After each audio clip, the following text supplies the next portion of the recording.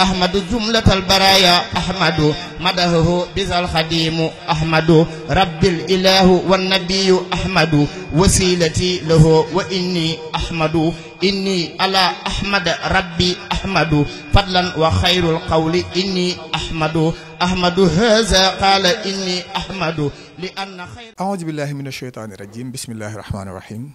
الحمد لله رب العالمين والصلاة والسلام على أشرف المرسلين سيدنا محمد صلى الله تعالى عليه وسلم. بسم الله الرحمن الرحيم. ربي اشرح لي صدري ويسر لي أمري واحلل عقدة من لساني يفقهوا قولي. Assalamu alaikum wa rahmatullahi ta'ala wa barakatuhu. Amis téléspectateurs de Lamfal TV, merci de suivre votre émission Serigne Touba par lui-même.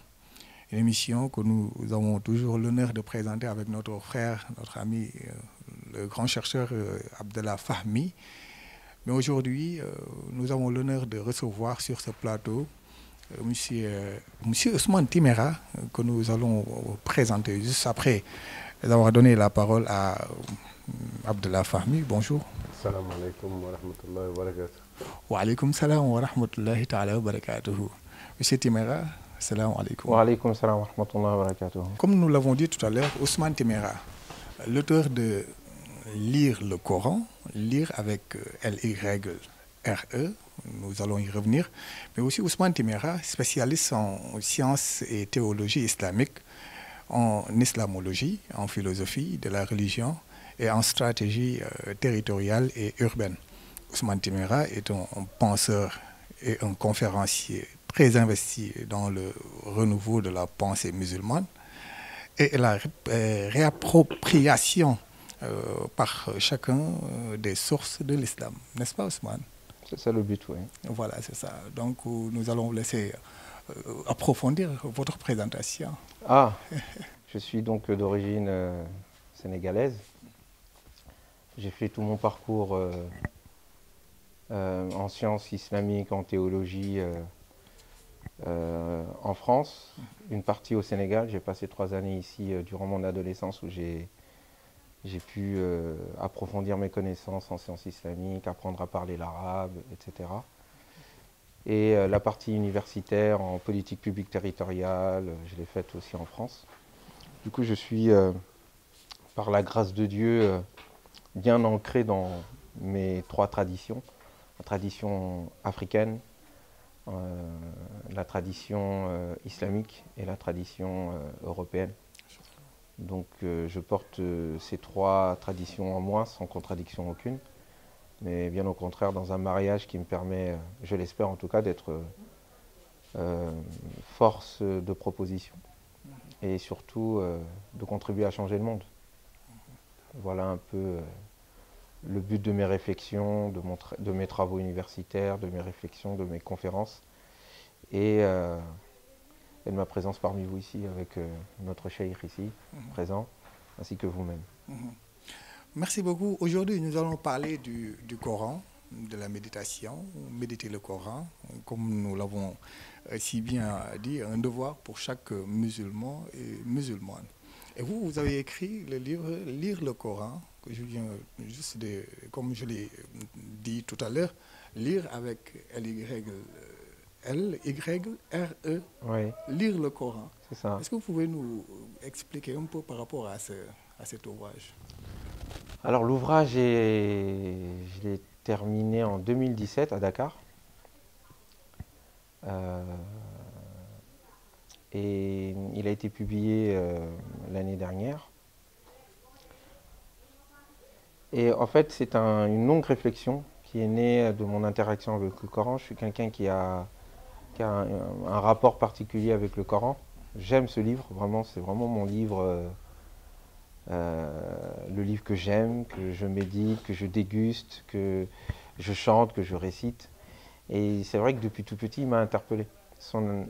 Il m'a d'ailleurs interpellé durant mes 3 années quand j'étais au Sénégal, entre mes 12 et 15 ans.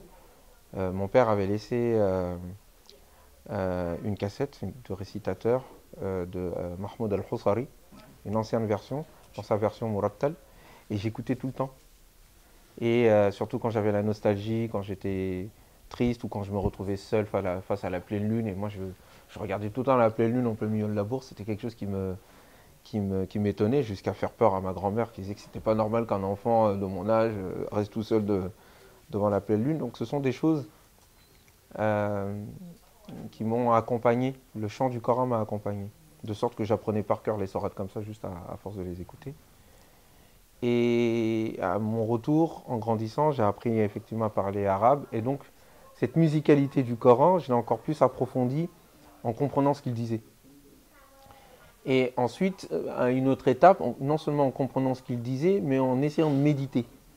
Et moi, je fais partie d'une famille de lettrés depuis des générations. Mon arrière-arrière-grand-père était déjà imam. Et on a la tradition, pendant le ramadan, de nous retrouver pour méditer le Coran. Et eux, ils faisaient le tafsir du Coran. Donc moi, j'ai toujours vu ça avec mon père, déjà, quand il me l'expliquait en soninké. Je trouvais, déjà, les anciens, quand ils parlent la langue et qu'ils traduisent le Coran, ils ont un langage extrêmement élevé. Je pense que ça doit être pareil en Wolof, en Peul et autres.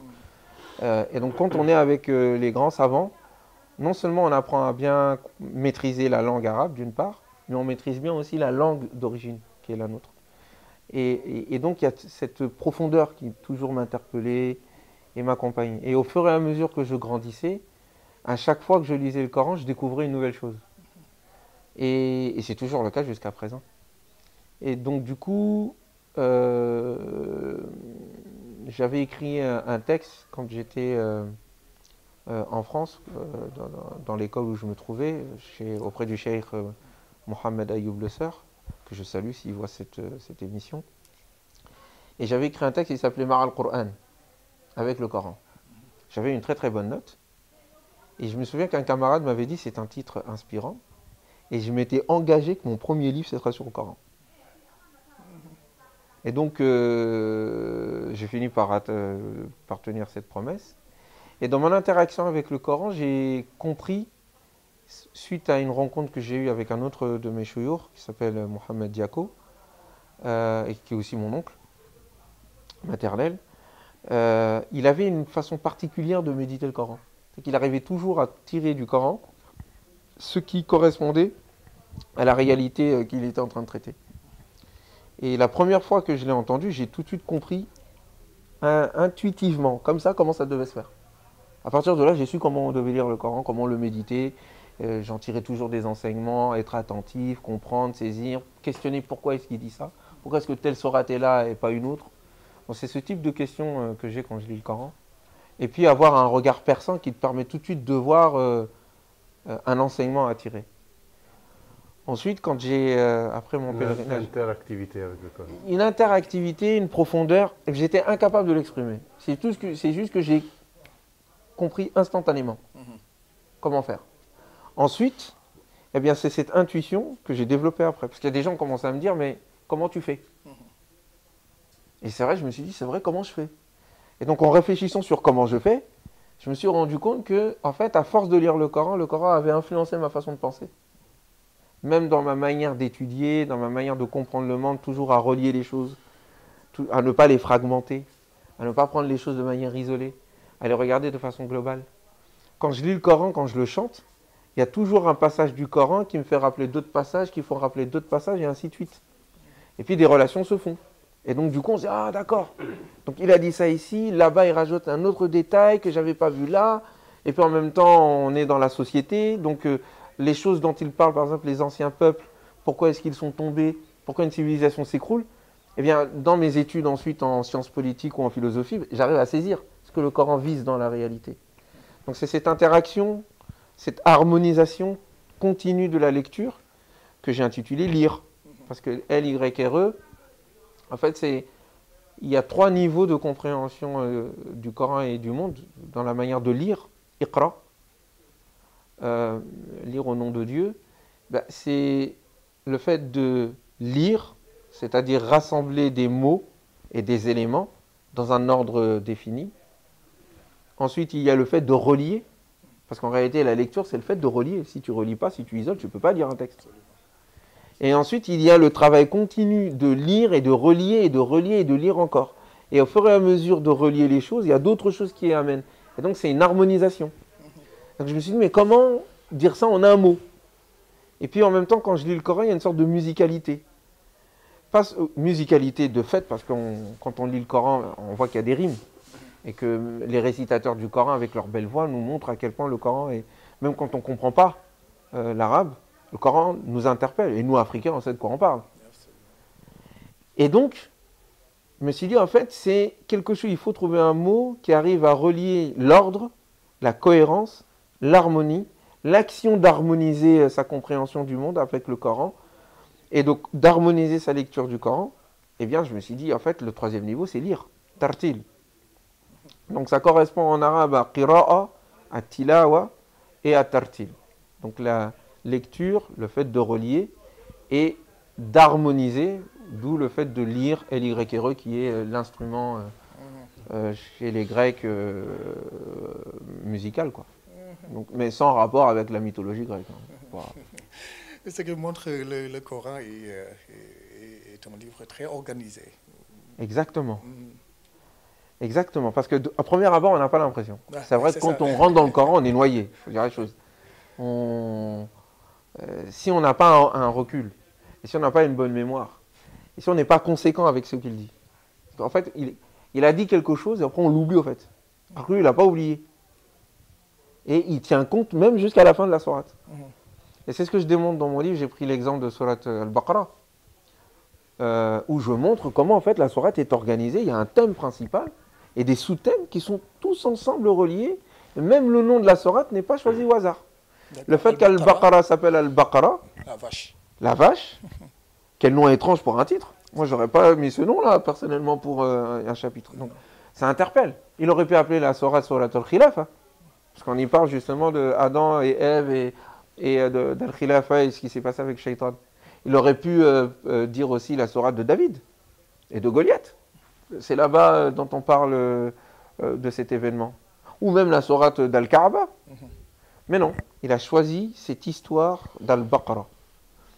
Comme s'il voulait cristalliser, la sourate entière vient apprendre à la nouvelle communauté musulmane qui est en train d'être fondée par le prophète Mohammed sallallahu alayhi wa sallam, comment éviter les erreurs des anciens. C'est pour ça que toute la première moitié de la sourate, parle de ce qui s'est passé avant. Les enfants Adam ou Iblis. Ensuite, c'est les enfants d'Israël jusqu'à leur sortie d'Égypte en passant par le mont Sinaï et tout ce qui s'est passé, en tirant des leçons. Ensuite, il vient sur ce qui s'est passé avec Abraham pour indiquer la fondation de la religion avant le christianisme et avant le judaïsme, pour dire que Mohammed n'a pas à suivre la voie des juifs et des chrétiens. Il va au-delà, c'est-à-dire ce qui est le fondement, Abraham, d'où la Kaaba, d'où la Qibla. C'est à partir de là que la deuxième partie vient, en instaurant la communauté et tous les ordres qui vont lui permettre d'exister en tant que communauté. La prière, le hajj, le djihad, le divorce, les orphelins, etc., etc. Donc la première partie, c'est la synthèse du passé, critique, et la deuxième partie, c'est la projection sur le futur et l'action. Et la conclusion vient reprendre le début. Le début parle des prophètes, du fait de croire à ce qui est venu avant, à ce qui est là présent, et de croire au jugement dernier, etc. La fin de la sourate reprend les mêmes éléments. Donc, et ça, vous le remarquez dans toutes les sourates, pratiquement, les grandes notamment, la conclusion est toujours le reflet de l'introduction. Et amusez-vous à regarder. Toujours. Toujours, toujours, toujours. Donc, le livre est extrêmement organisé. Il n'est juste pas organisé comme nous organisons. Donc, il faut que nous apprenions à nous défaire de nos habitudes pour être de bons disciples envers le Coran. Attentifs, à l'écoute, et selon ce qu'il demande, et ne pas venir avec de l'orgueil. D'accord. Justement, nous allons y revenir. Abdallah, vous l'avez entendu. Oui. Surtout avec ce livre qu'il a écrit, le beau titre, Lire avec Y, lire le Coran. Oui. Que peut-on te dire non, voilà, il a expliqué le titre Lire, c'est la lire. Donc, l'organisation, la symphonie du livre. Ce que je pourrais dire surtout, c'est que le Coran est un texte entier qui se lit du début jusqu'à la fin. Sinon, on ne le comprend pas. On rate beaucoup de choses. Et quand on isole certains Bon, cette classification qui a été faite du Coran, elle a été faite pour un but plutôt mnémotique, pour qu'il puisse être assimilé facilement et les gens peuvent le mémoriser facilement. C'est pour ça que tu vois des enfants de 10 ans, il apprend le Coran. Donc imagine à l'époque où il avait une mémoire encore plus forte qu'aujourd'hui, il y avait des milliers qui apprenaient par cœur le Coran. C'est pour ça qu'aujourd'hui ils ne comprennent pas les études modernes quand ils pensent trouver des fragments du Coran, ou comment ça a été réuni, ou comment c'est... Alors que des milliers l'apprenaient par cœur.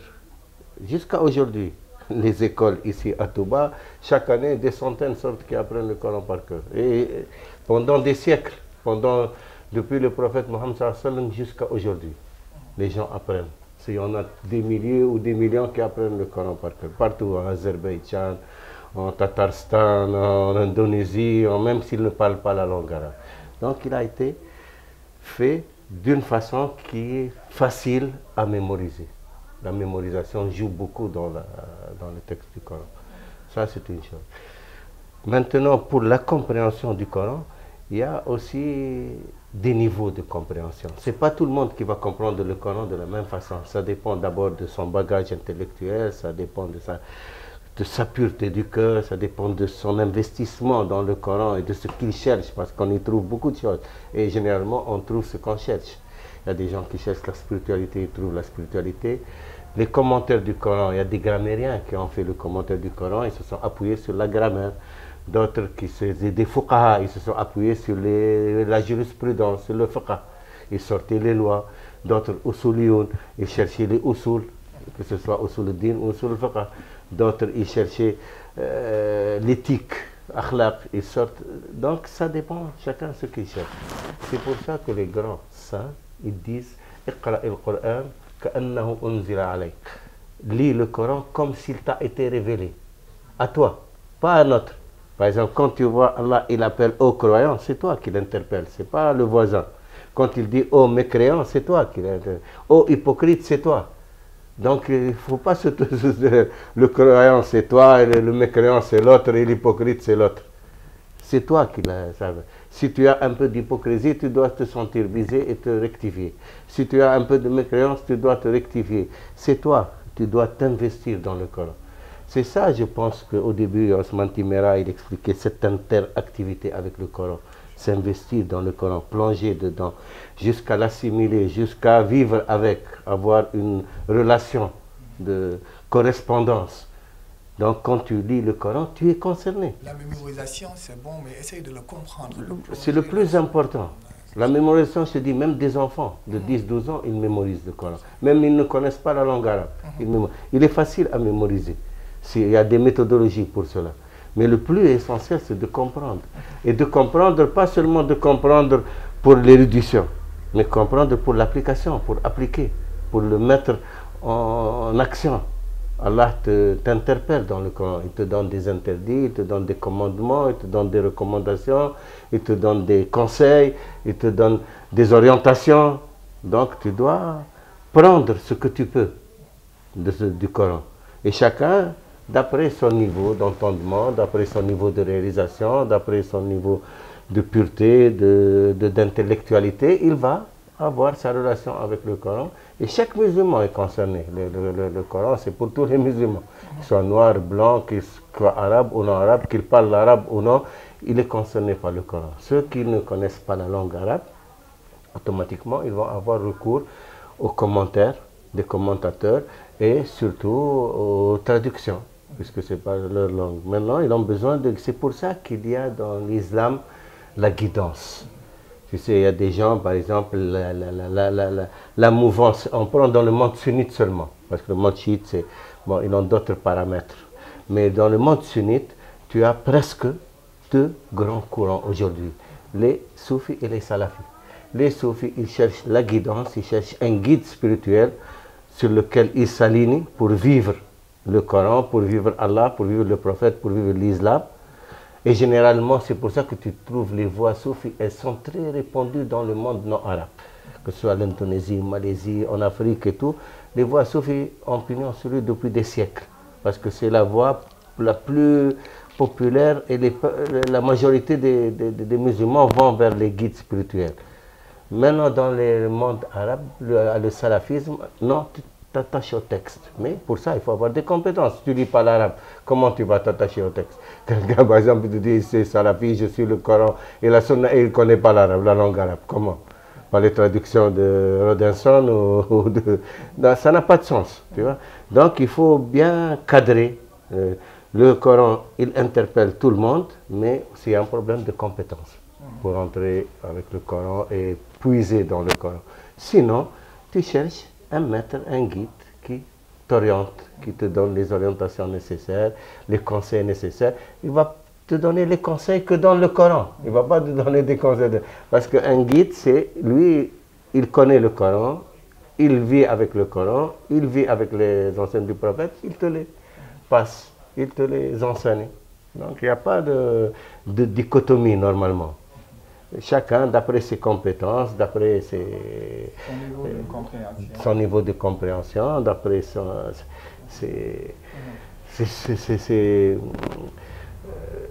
orientation, tu vois. Donc c'est pas tout le monde, tu vas pas demander à tout le monde de puiser directement dans le Coran, en langue arabe. Qui ne connaît pas la langue arabe, c'est pas possible.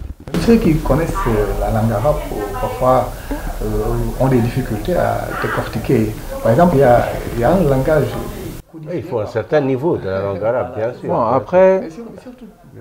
après, ça dépend de quoi on parle. Moi, je nuancerais un peu... moi, je veux que le Coran soit populaire. Oui. Pour quelle raison? Parce que je pense, je l'ai dit l'année dernière lors d'une émission, on était ensemble avec Mr Blue. Je pense que l'une des causes de la religion sèche que nous avons quelquefois, et d'un côté la religion sèche, un peu bigote, et de l'autre côté sèche, c'est-à-dire toujours formelle, les règles, même quand les règles elles sont pas issues du Coran ou issues de la tradition du prophète alayhi salatu wassalam, ou qu'elles ne correspondent pas à la situation. Il y a pas d'intelligence. La religion demande aussi de l'intelligence, pas juste des robots et appliquer les choses bêtement sans comprendre pourquoi. Il y a ce genre de religiosité. Puis il y a aussi la religiosité qui est un peu folklorique, qui confond le divin avec les choses mystiques, magiques auxquelles on peut croire à droite à gauche, etc. Et c'est l'une des causes, à mon avis, de notre retard. Je pense qu'il n'y a pas de développement humain sans une saine compréhension du divin. Moi, je parle de l'islam de façon générale mondiale. Hein. J'ai un point de vue international. Hein. Je ne parle pas du Sénégal, même si ce que je dis s'applique aussi au Sénégal. Donc, moi, je suis pour le fait de diffuser, de démocratiser. Il faut que tout le monde ait accès au Coran d'une manière ou d'une autre. Le problème, c'est que les fuqaha ou les savants, les spécialistes, c'est comme quelqu'un qui est spécialiste en musicologie. Il pense que pour écouter de la musique, il faut faire un bac plus 5 de musicologie. Alhamdulillah Rabbil Alamin, on peut écouter de la musique, pour ceux qui pensent que c'est halal, je ne vais pas rentrer dans ce débat, mais alhamdulillah, on peut écouter de la musique sans être musicologue. Très bien. Je dis donc que le Coran, nous devons l'écouter et l'entendre et le méditer sans être spécialistes. Les spécialistes sont là effectivement pour nous aider, pour nous orienter quelquefois. Mais attends, il y a une nuance entre la musique et le Coran. Ouais, la langue arabe, parce que quelqu'un qui ne connaît pas la langue arabe, comment il peut... C'est là où le rôle de l'éducateur, du guide est là. Le guide nous donne ce qui a été fait d'ailleurs depuis des siècles. C'est pour ça qu'on est musulman, sans en comprendre d'ailleurs la langue. Comme je l'ai dit, moi je suis issu d'une famille où tous les ans on faisait pendant le ramadan la traduction du Coran. Donc nous on comprenait le Coran sans comprendre l'arabe à l'époque. Moi je ne comprenais pas l'arabe à l'époque. Pourtant je comprenais ce qu'il disait. Donc il faut toujours un guide, un professeur. Il faut toujours un enseignant. Ça, il faut toujours un enseignant. Seulement ce que je souhaite, ce que je dis, c'est que mettre le problème de compétence comme étant un obstacle entre les musulmans et le Coran, c'est ça qui où je dis non, il faut permettre, de même que ce n'est pas tout le monde qui sait conduire, parce qu'on n'est pas en conduisant, mais chacun doit faire l'effort d'apprendre à conduire. De même, ce n'est pas tout le monde qui comprend l'anglais, mais quand quelqu'un va avoir un métier, il fait l'effort pour aller prendre l'anglais. On doit faire en sorte qu'une grande partie de la population musulmane ait accès par la langue arabe d'une part, ou, de l'autre côté, qu'on ait des traductions fidèles et belles qui rendent accessible le sens du Coran. Juste ça. Ensuite, la compréhension, la spécialisation. Le grand savant, l'imam Malik, il va voir quelque chose dans le Coran que le bédouin qui parle la même langue que lui. Hein. Les bédouins et l'imam Malik, ils parlent la même langue. Ils ont tous accès au Coran. Seulement, l'imam Malik va tirer quelque chose du Coran que le bédouin ne tirera pas. Il faut qu'on ait le même niveau de compréhension à un moment donné du Coran au niveau de la langue, de la compréhension. Si tu ne comprends pas l'arabe, il y a quelqu'un qui te le traduit. Ensuite, ce que toi, tu vas en tirer, ça, c'est toi et ton cœur, premièrement. Deuxièmement, ce que tu vas construire comme discipline, ça, c'est le spécialiste. Moi, je ne veux même pas que les gens du commun rentrent là-dedans. Le Coran, ce n'est pas fait pour faire des discours. Le Coran, c'est fait pour être guidé. Pour appliquer. C'est fait pour être guidé. Donc, demander pour que la guidance soit axée, il faut que tu sois spécialiste, ça veut dire qu'on va tous aller en enfer. Et or, il faut qu'on lise le Coran. Il faut que quelqu'un sache que Qul huwa Allahu ahad. Si un musulman ne comprend pas Qul huwa Allahu ahad, même dans sa langue, il va aller où? Dit Dieu est un. Allah ne bat rien. Ça, tout le monde doit l'entendre. Arabe ou pas arabe. Débrouillons-nous pour comprendre ce qu'il dit. Tu vas apprendre l'arabe pour le comprendre, comme moi je l'ai fait. Ou si tu ne comprends pas l'arabe, tu vas demander à Dr Fahmi, il va te le dire. Et ensuite, à toi maintenant de réfléchir, mais ça veut dire quoi Allah est un? Mais ça, c'est toi et ton intelligence ici. Tu as eu accès aux propos, maintenant médite. C'est pour ça que je dis que mon propos ici, dans l'introduction, je dis que le Coran ne demande pas à ce qu'il soit commenté. Et il ne demande pas à ce qu'il soit interprété. Parce que l'interprétateur, il la ramène. Il va imposer au Coran son sens, sa vision des choses. Sa vision des choses est restreinte. Le commentateur, il va enfermer le Coran dans son commun particulier. Et le problème que nous avons, c'est que nous pensons que le Coran se limite à la compréhension des anciens. Avec tout le respect que j'ai pour eux, qu'Allah les récompense, sans eux, on ne serait pas là. Cependant, nous devons comprendre le Coran directement, sans rejeter ce que les anciens y disent. Ça se rajoute. Mais ce n'est pas un obstacle. Et on ne demande pas à ce que tout le monde comprenne tous les livres de tafsir pour avoir accès aux livres. Et ce n'est pas un hasard si on est obligé de réciter le Coran pendant toutes les prières. De toutes les communautés religieuses, nous sommes la communauté qui sommes le plus en contact avec son livre sacré. Ça veut dire que l'auteur, celui qui a inventé cette sourate, cette religion, Allah subhanahu wa ta'ala, et celui qui nous l'a révélé, le prophète Mohammed sallallahu alayhi wa sallam, a fait en sorte qu'aucun musulman ne puisse vivre sans avoir accès au Coran. Ce n'est pas possible. Tu ne peux pas être un bon musulman si tu n'as pas lu une fois le Coran. Mais ça veut dire maintenant qu'il faut proposer une méthodologie. La méthodologie est la suivante.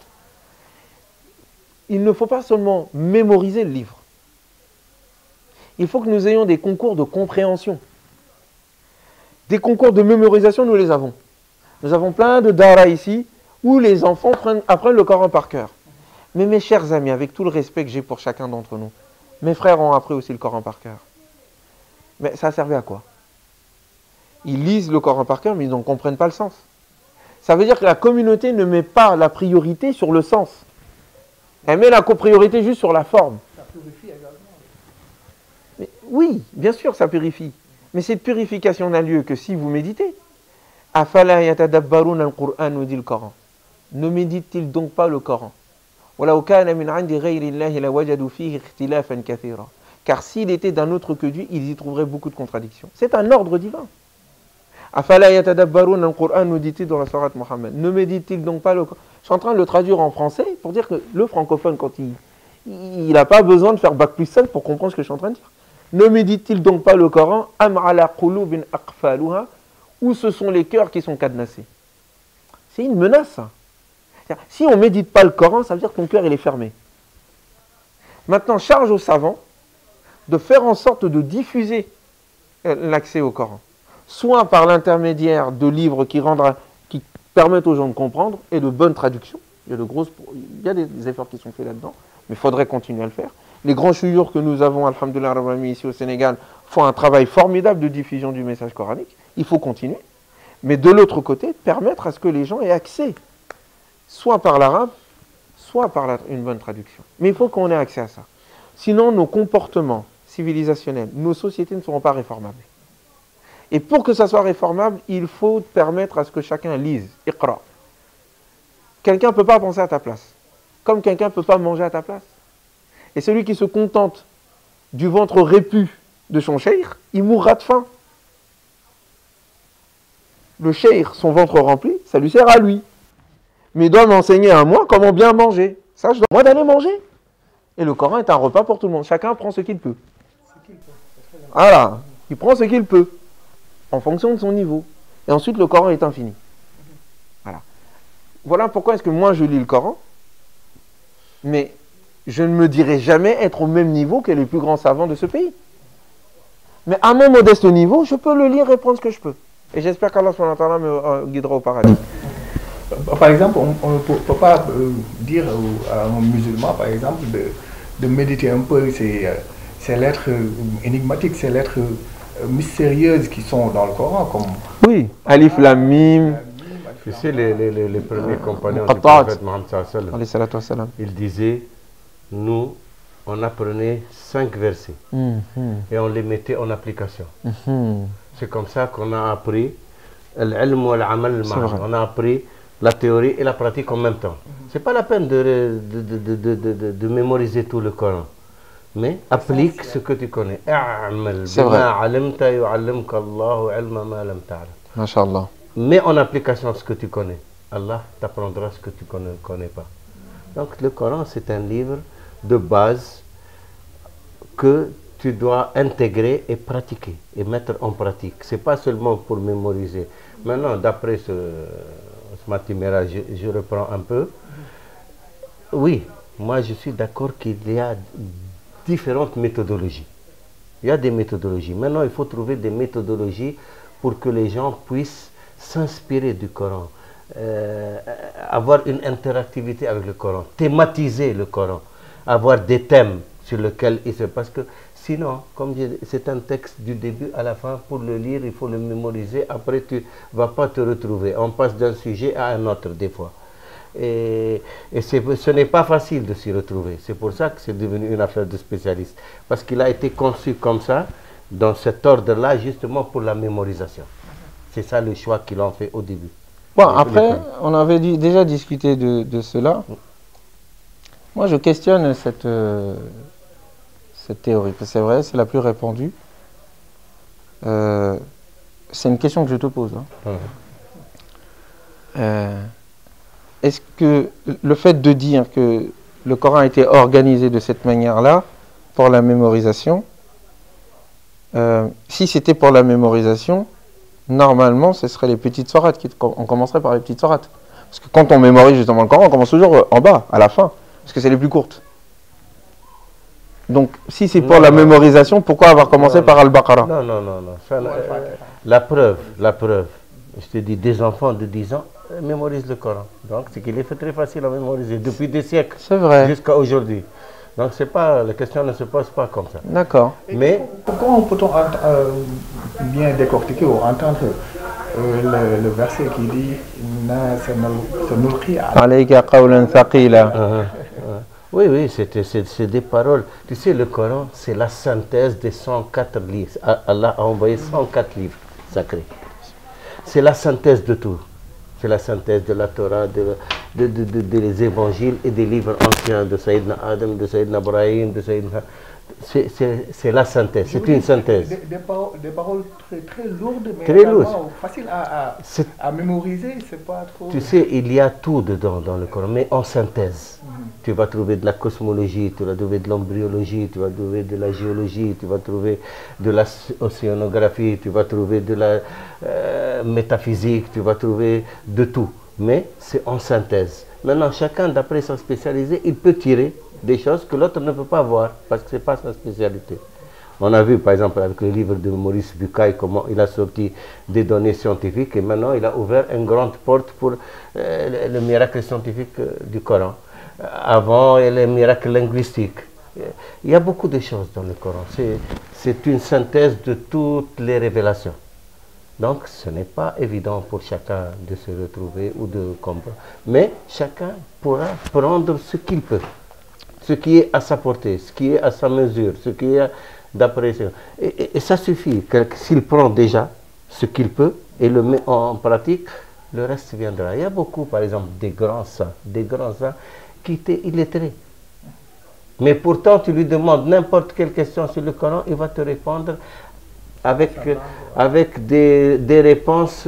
Tu prends Sidi Abdelaziz Dabbar, par exemple, qui au Maroc, Sha'rani, qui était l'un des plus grands savants, théologien, fiqh, son maître était illettré, Ali Khawas. Et beaucoup.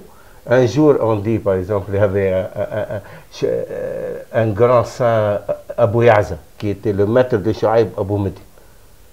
Il y avait des invités qui étaient venus le voir, et puis ils disent, mais celui-là, il parle... l'arabe là, il fait tout le temps des fautes, il ne maîtrise même pas la langue arabe, parce qu'il était berbère, Abu Ya'za. C'était un noir. Et il se moquait. Après, l'heure de la prière est venue, il dit on peut aller faire les ablutions. Il dit voilà la rivière là-bas. Ils sont allés à la rivière et un lion est venu. Il est resté sur les habits. Et il était resté nu dans la rivière, il ne pouvait pas sortir. Il commençait à crier. Il est venu à Boyaza, il a pris le lion comme ça. Il dit tu fais peur à mes invités. Il lui donne une fessée comme ça. Après, il leur a donné ses vêtements. Il était étonné. Il dit comment tu fais ça? Il dit vous êtes occupé de parfaire votre langue.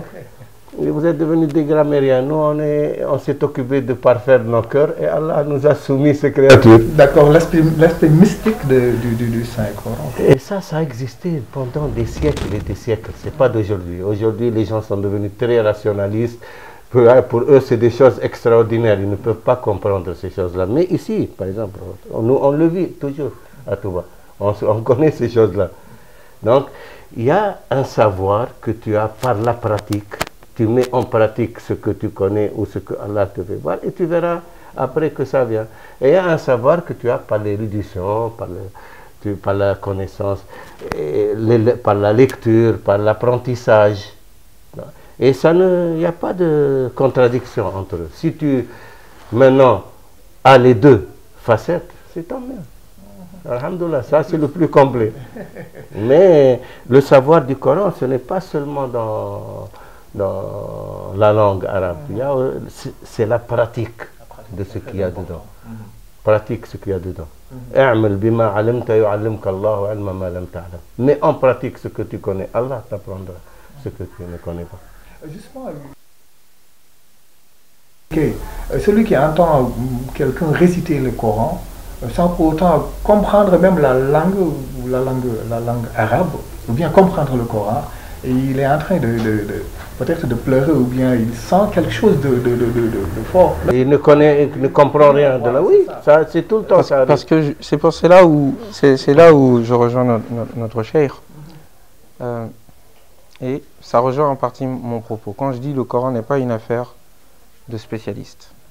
Parce qu'encore une fois, dans les faits, le Coran impacte même les personnes qui ne comprennent pas la langue arabe. Ça veut dire qu'il utilise un autre langage, qui est le langage du sentiment, le langage de l'émotion, un langage universel. Il y a des choses comme la religion, comme les sciences, qui sont universelles. Quelle que soit votre langue, les mathématiques, c'est les mathématiques. La morale, pareil.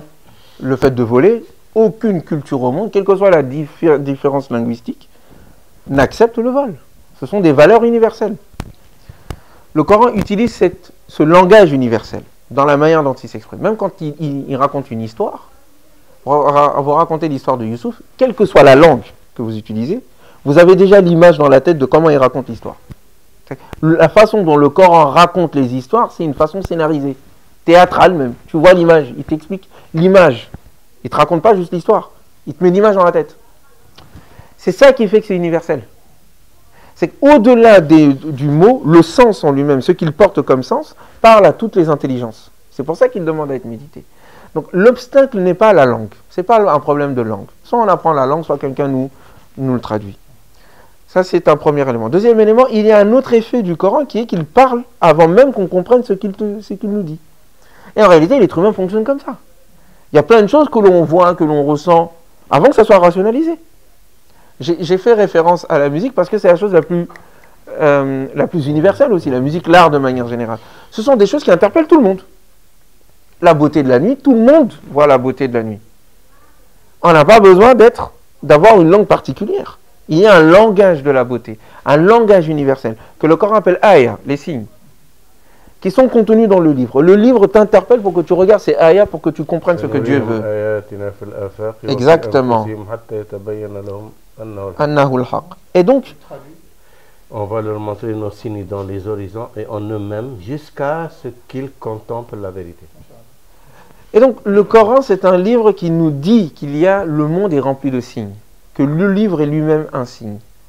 C'est pour ça qu'il commence par Iqra, lis au nom de ton Seigneur. Et il montre la manière dont on doit lire le monde. C'est pour ça que je dis encore une fois, ce n'est pas une affaire de spécialistes, parce que les spécialistes, malheureusement, ont réduit le Coran à leur réalité, à eux, à leur spécialisation. C'est une erreur. Le Coran interpelle l'humain en tant que tel. Je ne dirais pas, c'est une approche. Bon. Ça sert pour des générations et des générations, mais oui, ça ne réduit pas le Coran à cette... Moi, je parle de la réduction. Réduire le Coran à la spécialisation, c'est comme réduire l'univers à la spécialisation des sciences physiques. Non, les sciences physiques, c'est une approche. Mais l'univers ne se restreint pas à leur vision. Heureusement. C'est pour ça qu'il y a toujours moyen, et même c'est obligé que chaque être humain regarde le ciel. Il va peut-être découvrir des choses qu'Einstein n'a pas trouvées. Sans vouloir dire qu'Einstein, il n'est rien du tout. Mais c'est pas haram de regarder le ciel parce qu'Einstein l'a regardé. Le Coran, c'est comme l'univers. Il est infini. Tout le monde doit le regarder. À son niveau. Quelquefois, il m'arrive, moi, quand je viens avec une sourate, quand je récite Taha, Ma anzalna alayka al-Qur'ana litashqa, illa tadhkiratan liman yakhsha, tanzilan mimman khalaqa al-arda was-samawati al-'ula. Je le traduis ensuite. Ala al-'arshi istawa. Mais il y a des fois, c'est un petit gamin de 15 ans qui n'a pas fait d'études du tout, je vais juste traduire, il me fait découvrir quelque chose dans le livre que moi je n'avais pas vu. Pourtant c'est moi le spécialiste. Et c'est moi qui suis en train de l'enseigner. Mais s'il n'avait pas eu accès aux propos coraniques, comme moi je le traduis, il ne m'aurait pas sorti cet enseignement que moi je n'avais pas vu avant. Et c'est un enfant. Quelquefois c'est... En tout cas, personne ne dit qu'il a épuisé l'essence du Coran. Et personne ne le dit. Ni les commentateurs anciens, ni contemporains, ni personne ne dit. Donc, c'est un livre qui, chaque fois que tu le lis, tu découvres de nouvelles choses et de nouveaux sens. Il se renouvelle chaque fois. C'est comme, il y a des fois des passages que tu lis et que tu as lu 100 fois et que tu as l'impression que tu le lis pour la première fois. Il est comme ça. Tout le monde est d'accord. Hein, même les commentateurs, tout le monde est d'accord sur ça. Et pour revenir à cette question d'émotion, le Coran en parle. Il décrit la manière dont les croyants se sentent quand on lit le Coran. Allah nazzala ahsan al-hadith. Dieu a fait descendre la plus merveilleuse des paroles. Kitaban mutashabihan mathani. Un livre qui est mutashabih, métaphorique. Dans le livre, j'indique que pour moi le mot équivoque est problématique parce qu'il va à l'encontre de ce que le Coran dit de lui-même quand il dit il est clair. Quand on équivoque, on n'est pas clair. Donc moi je préfère dire métaphorique, symbolique. Mutashabiha mathani, qui se répète, qui est Maurice Gloton traduisait ça mathani par ployer. Et je donne un exemple d'ailleurs là-dessus, j'en parlais dans une de mes conférences. Je disais à mon... Parce que mathani, on comprend, c'est 2 de 2. Doublement. Bon, je dis doublement, ça veut dire quoi? Bon, est-ce que c'est parce que des sourates là-bas sont répétées là-bas, les histoires? Non, c'est pas ça. Je lui passe le salam. Je lui dis, ma femme, c'est pas un islamologue. Il n'a pas étudié les sciences islamiques comme moi. C'est un entrepreneur. Je l'appelle, je lui dis, qu'est-ce que tu penses de ça? Je vois Maurice Gloton, Mathani. Il me dit, mais Mathani, tu le comprends? Je lui dis 2 de 2. Mais lui, il dit ployer. Il me dit, mais tu sais, nous en Wolof, quand on veut dire quelque chose de... Tu l'as vu, mais profondément, on dit gis-gis. On dit 2 fois la même chose. Et je dis, ah! Et donc, moi, je suis soninké. Il dit, mais tu sais que nous, quand on dit une parole est profonde, on dit digameke gununten. La parole, elle est pliée. Et il y a plein de choses dedans. Et là, je comprends ce que Maurice Gloton voulait dire. Et je comprends ce que le Coran dit en arabe. Et je comprends, grâce au Wolof et au soninké, ce que le sens voulait dire. Pourquoi est-ce que je dis ça? C'est la preuve de l'universalité du Coran. C'est la preuve de l'universalité du Coran. Et la nécessité d'utiliser toutes les compétences existantes. J'aurais pu dire de Mafal, il n'a pas fait la théologie comme moi. Mafal n'est pas un fils d'imam comme moi. Mafal n'a pas fait Sciences Po comme moi. Pourquoi est-ce que je vais me fatiguer à lui demander? Mais parce qu'il connaît un truc que moi je ne connais pas. Gis-gis, moi je ne l'avais pas vu ça.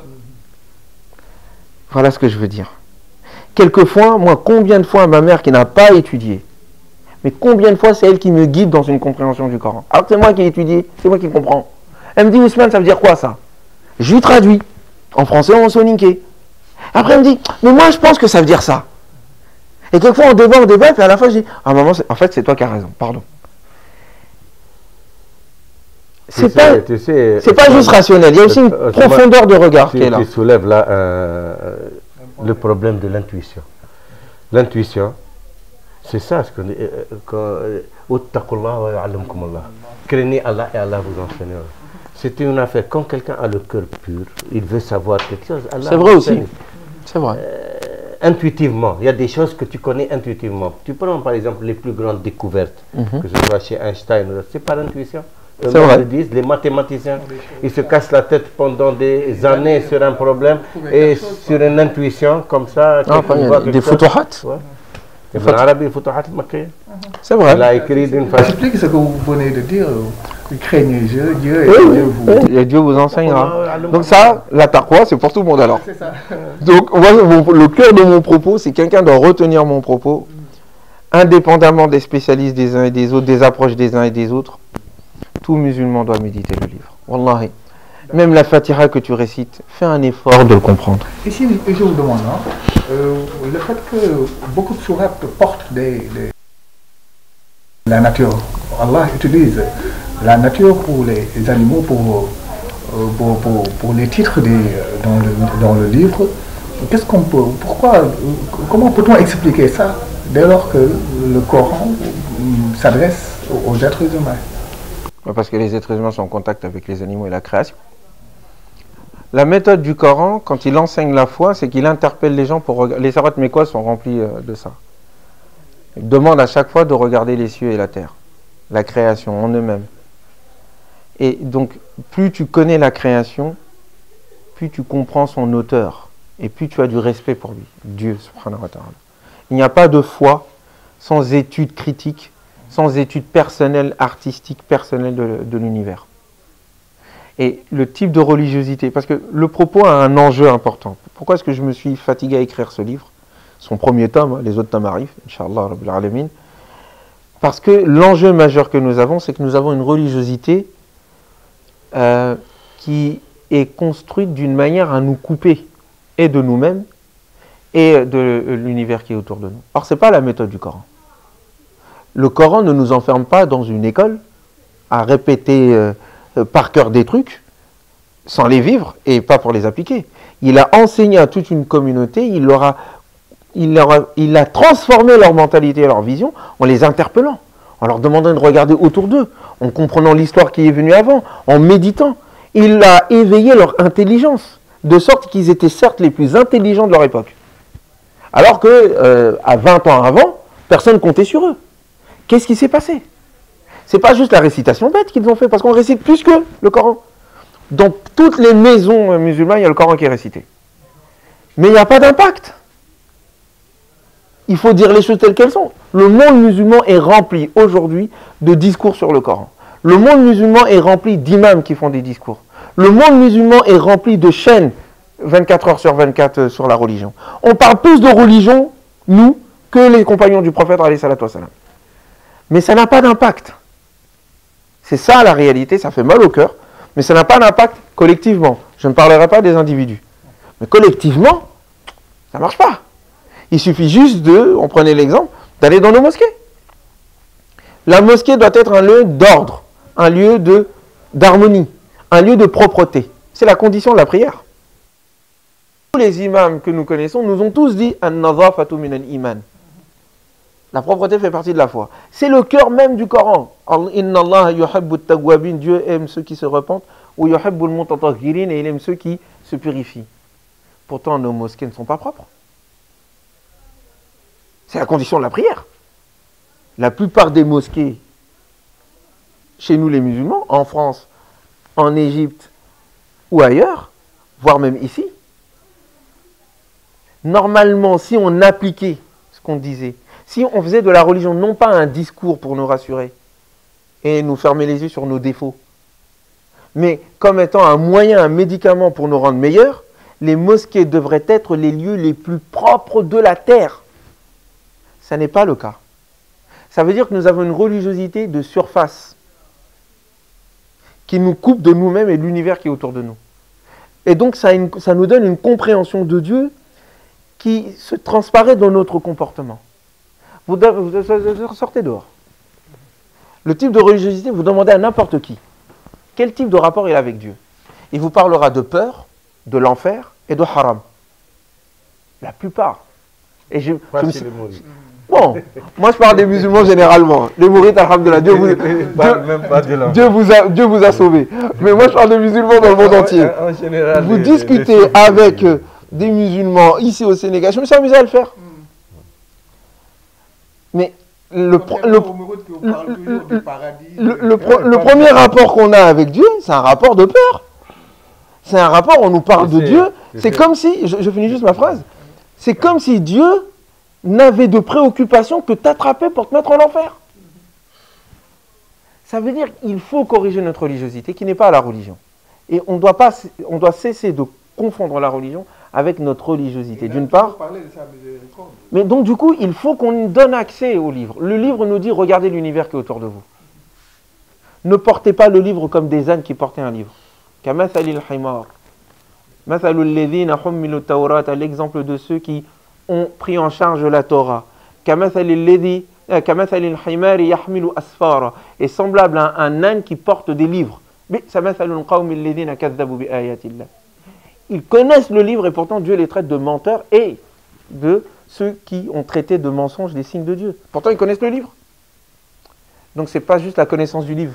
C'est ce qu'il fait. Pardonnez-moi, je vous ai interrompu, mais j'ai terminé mon propos. Ouais. Donc c'est pour ça que j'insiste. Le cœur de mon propos, c'est de dire il faut que tout le monde lise le livre d'une part, et qu'on s'inspire du Coran dans la manière dont on enseigne la religion, qu'on s'inspire du Coran dans la manière dont on fabrique des êtres humains.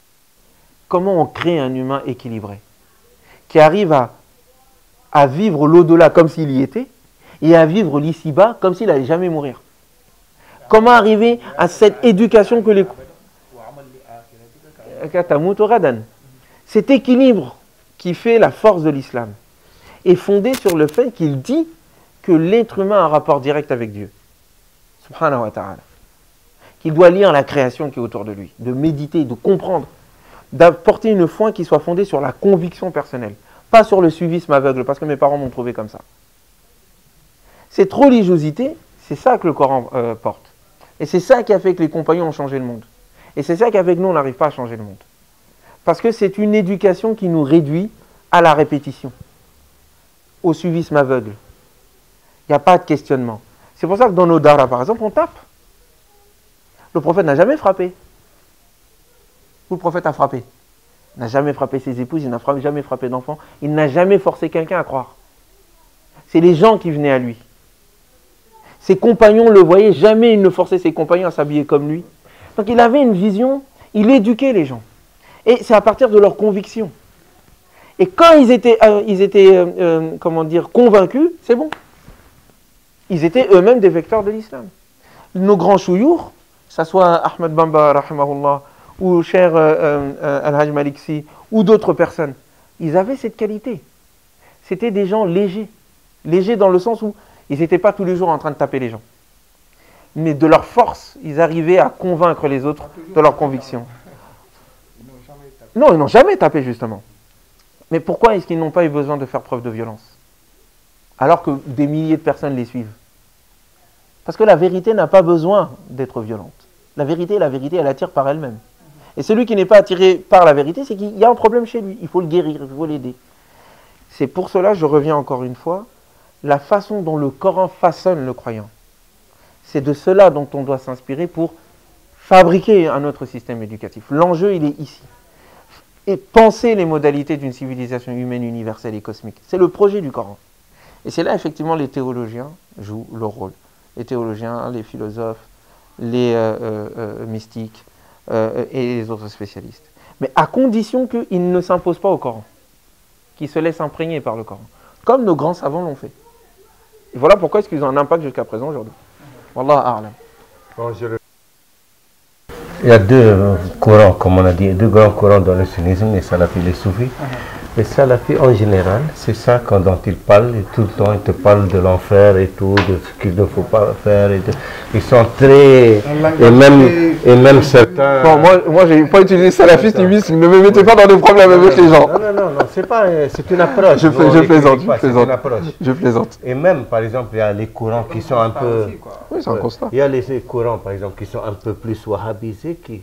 Même les musulmans, ils les sortent de l'islam. Ça, c'est pas un bon musulman, bid'a, shirk et tout. C'est leur... Vraiment, eux, ils s'occupent de cette partie. Les soufis, non. Les soufis, c'est toujours la miséricorde. C'est-à-dire, quels que soient tes défauts et tout, on veut t'amener au paradis. Parce que le rôle du musulman, c'est d'amener ses frères au paradis. Allah guide par toi un seul être humain. C'est mieux que de posséder toutes les richesses de la terre. Donc, tu ne condamnes personne. Tout le monde, tu lui cherches des excuses et tu l'essaies de... Alors que l'autre, non, oh, ça c'est grave, toi, tu vois. On te parle toujours de l'enfer. Si les soufis ne parlent pas de l'enfer, toujours de la miséricorde, la misère. Bon, maintenant, qu'est-ce qui en ressort de cela? C'est-à-dire, pour conclure, comme, voilà. Une fois, je faisais une conférence en Mauritanie. Et ça a duré presque 1h30. Je voulais conclure. J'ai dit, je vais conclure par une anecdote significative. Et là, qui sera significative aussi pour le débat. Il y avait en Angleterre, à Londres, les Saoudiens ont fait une grande manifestation. Des écrans géants, des stands, ils ont invité des intellectuels, des journalistes, du public. Il y avait un vieux anglais qui déambulait dans les stands. Quelqu'un est venu, il a dit, je vous offre ce livre. Il a dit, c'est quel livre? Il a dit, c'est le Coran. Il a dit, merci, j'ai le Coran à la maison. Ah bon? Vous l'avez lu? Oui, je l'ai lu. Qu'est-ce que vous en pensez? Ah, c'est la parole d'Allah, c'est la parole de Dieu. Ah bon? Qu'est-ce que vous pensez du prophète Mohammed? Ah, c'est le dernier envoyé, la miséricorde pour l'humanité. Vous êtes musulman? Il dit, non, je ne suis pas musulman. Ah bon? Comment ça? Il dit, excusez-moi, je ne veux pas répondre, vous les musulmans, vous êtes un peu violents, vous risquez d'être fâchés par ma réponse. Je ne veux pas de problème. Il dit, non, il n'y a pas de problème. Vous pouvez dire ça. J'ai lu le Coran, j'ai lu les hadiths du prophète, je sais que c'est le dernier envoyé, je sais que l'islam c'est la dernière religion, le Coran c'est la dernière révélation, et je voulais voir les musulmans, vivre avec les musulmans. Je suis parti dans les pays musulmans, malheureusement. Je suis retourné chez moi, resté tranquille. Je ne veux pas faire partie de cette communauté.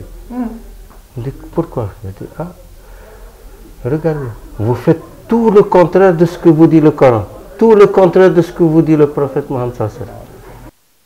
Tout le temps. Vous regardez les guerres, les ravages qui se passent dans vos pays. Est-ce que tuer un être humain n'est pas comme tuer toute l'humanité dans le Coran? Vous mentez, vous trichez, vous ne respectez pas vos paroles, vous méprisez les pauvres, vous vous inclinez devant les riches. Et tout ça, c'est le contraire. Est-ce que ça, c'est ça ce que vous dit votre religion? Je dis, excusez-moi de vous dire ça, vous n'êtes pas fâché? Je dis, non, non. Vous êtes... Alors, il dit, je vous donne un conseil. Au lieu de faire ces manifestations et de faire ces... Appliquez ce que Allah vous dit dans le Coran et ce que vous, le prophète Mohammed vous recommande dans les hadiths. Les gens vont vous suivre en masse et vous n'avez pas besoin de cette propagande. Inch'Allah. Tout simplement. Alors, donc, pour conclure. Alors, une récitation du Coran. Inch'Allah. Je ne rajouterai pas sur ce que Cheikh Fahmy vient de dire. Je pense qu'il a tout dit. Agissons. Une science n'a de but que d'être réalisée. Le peu que tu sais qui est bien appliqué et qui est appliqué est meilleur que beaucoup de choses que tu sais qui n'est pas appliqué. Donc je ne peux aller que dans le sens de notre cheikh. Et c'est en cela qu'il faut tenir compte de nos anciens. Nos anciens ne connaissaient pas autant que nous. Mais ceux qu'ils connaissaient, ils l'appliquaient. Nous connaissons beaucoup de choses. Alhamdulillah Rabbil Alamin. Il est peut-être temps qu'on applique un peu de ce que nous savons. Et peut-être que le monde changera. Et peut-être que nous irons au paradis. Voilà, c'est vraiment ça, mais le Cheikh Fahmy a tout dit. Trois principes dans la voie. Al-ilm, al-amal, wal-adab al-mardi. Et l'adab. et l'adab. On dit tasawuf kulluhu adab. Le tasawuf, c'est les adab. L'adab al-mardi, qu'Allah agrée. Bon comportement. Le bon comportement, les bons mœurs, les règles de bienséance, comment se comporter. Khadim Rasoul, il explique l'adab avec Allah et l'adab avec le khalq, avec les créatures. Adab avec Allah de respecter ses commandements et ses interdits. Et adab avec le khalq d'aimer pour ton prochain ce que tu aimes pour toi. Tout simplement, c'est aussi simple. Une belle conclusion. On va finir avec vous pour nous réciter en tout cas 2 ou 3 brides de Qassaïd comme toujours. Mais avant cela, moi je crois que vous allez dire de le réciter au Coran. Moi c'est lui que j'ai visé. Moi je sais. Bon, moi je connais pas bien les Qassaïd, donc on va les laisser à lui alors.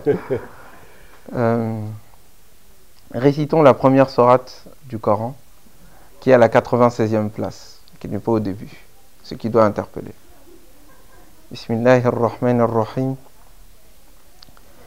Iqra bismi rabbika alladhi khalaq. Khalaqal insana min 'alaq. Iqra wa rabbukal akram.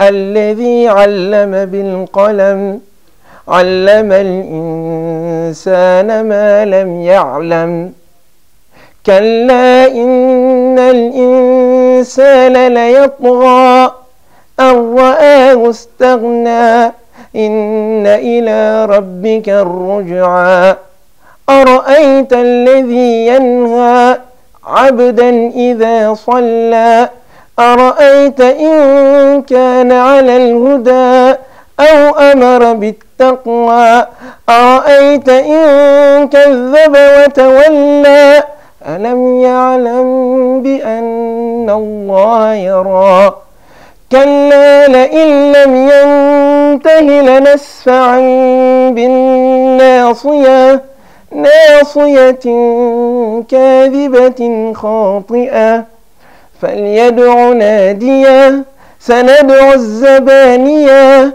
كلا لا تطعه واسجد واقترب. Peut-être la prochaine fois on va juste revenir sur la forme, les figures de style du ça. Et justement, ces paroles-là, dans Allah s'est interpellé Walid ibn al-Mughira, que les Qurayshites sont allés voir pour lui dire donne-nous une solution. Les Arabes vont venir, les nomades, tu sais, ils faisaient souk okad une fois par an, toutes les tribus venaient, ils disent s'ils vont entendre Mohammed, ils vont le suivre. Il faut qu'on trouve quelque chose pour dire. C'est quoi ça? Qu'est-ce qu'il a porté? De la magie, de la sorcellerie Il a dit attendez, je vais aller le voir. Et il est allé voir le prophète Mohammed, il dit récite-moi un peu mon fils. Quand le prophète il lui a récité le Coran, il n'en revenait pas. Il a dit, j'ai jamais entendu parler. Quand il est revenu voir les Qurayshites, ils ont dit, ah, il n'est plus le même là, il est revenu. Je crois qu'il a été lui aussi. Il a dit, qu'est-ce qu'il a dit? Ah, vraiment ça, c'est moi je connais la métrique arabe, je connais la poésie arabe, je connais la langue arabe, je connais la sorcellerie, la magie, ça n'a rien à voir. Ça c'est quelque chose de divin. Il dit, Abu Jahl il s'est fâché, il dit tu vas pas, il dit non, il dit mais qu'est-ce qu'on va dire alors? Il dit vous dites c'est de la magie. C'est pour ça qu'Allah l'a interpellé dans cette phrase. Les Arabes n'en revenaient pas eux-mêmes, c'est-à-dire qu'ils maîtrisaient la langue arabe. C'est comme l'histoire de Sayyidina Omar ibn Khattab. Oui, lui aussi il est venu par le Coran. Sur la sourate Taha que je citais tout à l'heure. Il ne revenait pas.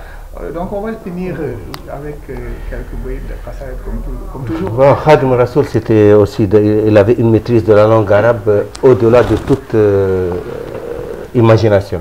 Par exemple, il dit Rafa'ana ila al-mahi alladhi qad mahal huzna madihan ajiban yukhjilu as-saj'a wal-wazna رضيت عن الباقي وعن خير خلقه وفي مدحه جاوزت كعبا وحسان إذا كتبت اهتز عرش الباقي وسبحت ملائك التباق لسان ذكري وشكري وافق إلى العرش والكرسي نورا رافق. ما شاء الله. Est-ce que tu as jamais entendu ça? Que Dieu lui accorde le paradis et la récompense. Merci beaucoup. Merci beaucoup. Merci beaucoup. Ça en est tout pour aujourd'hui, votre émission Serigne Touba par lui-même, avec comme invité M. Ousmane Timéra, l'auteur du livre Lire le Coran, comme vous l'avez vu, lire avec L-Y. En tout cas, c'est un livre merveilleux. Moi, j'ai commencé à lire. Il a une approche vraiment très détaillée et il a vraiment décortiqué les problèmes que rencontrent, que ce soit aujourd'hui les études coraniques en Europe, que ce soit la façon que les musulmans doivent aller en avant, ne pas s'arrêter à notre patrimoine et répéter toujours les mêmes versions. Donc, qu'on doit s'engager dans la lecture et la compréhension du Coran. C'est une très très belle approche, sincèrement. C'est un livre, je pense, qui fera date, Inch'Allah. Un livre à lire absolument. Nous recommandons avec Ousmane Timéra. Merci à vous, merci pour votre gentillesse. Et merci pour le chef de nous avoir accompagnés, ainsi qu'à l'équipe. Voilà, à l'équipe technique, vous l'avez dit, qui nous accompagne pour le tournage de cette émission, votre émission, Serigne Touba par lui-même, réalisée ici à Ngor, à la résidence de Mame Samba. Et nous saluons le passage Serigne Babacar Mbow et toute sa famille, à tous les talibés depuis Mbacké Kadior. Nous saluons le passage. Merci et nous donnons rendez-vous, Inch'Allah, dans 15 jours pour un autre numéro. Assalamu alaikum wa rahmatullahi ta'ala. Wa alaikum salam wa rahmatullahi wa barakatuh. أحمد جملة البرايا أحمد مدحه بذا الخديم أحمد رب الإله والنبي أحمد وسيلتي له وإني أحمد إني على أحمد ربي أحمد فضلا وخير القول إني أحمد أحمد هذا قال إني أحمد لأن خير